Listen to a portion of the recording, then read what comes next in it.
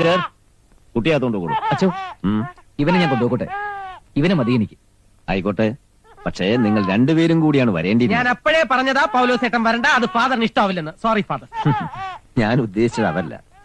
വിവാഹം കഴിഞ്ഞ് കുറഞ്ഞത് 3 വർഷം കഴിഞ്ഞ ദമ്പതികൾക്കാണ് ദത്തെടുക്കാനുള്ള അവകാശം.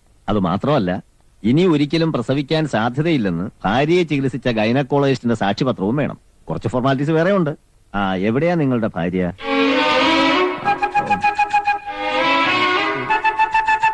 എനിക്ക് ജീവന്റെ ഭാര്യ ബാംഗ്ലൂരില, അവിടെ എന്ത് ചെയ്യുന്നു? മെഡിക്കൽ കോളേജിലാ. എന്താ അസുഖം? അസുഖമല്ല, പഠിച്ചോണ്ടിരിക്ക. LLB. മെഡിക്കൽ കോളേജ് LLBക്കോ? MBBS എന്ന് പറഞ്ഞത് LLB ആയി പോയതാ. ലേശം കുഴപ്പമുണ്ട്. നിങ്ങളിൽ ആർക്കാ കുഴപ്പം? എനിക്ക് കുഴപ്പമൊന്നുമില്ല. പൗലോസേട്ടന് ലേശം കുഴപ്പമുണ്ടെന്ന് ഡോക്ടേഴ്സ് പറഞ്ഞിട്ടുണ്ട്. അല്ല മിസ്റ്റർ ജീവൻ, മെഡിക്കൽ ഡയഗ്നോസിസിൽ നിങ്ങളിൽ ആരുടെ കുഴപ്പം കൊണ്ടാണ് കുട്ടികൾ ഉണ്ടാകാത്തത്? അയ്യോ അച്ഛൻ, ജീവന്റെ ഭാര്യയ്ക്കാണ് കുഴപ്പം, ജീവന് കുഴപ്പമൊന്നുമില്ല അല്ലേ?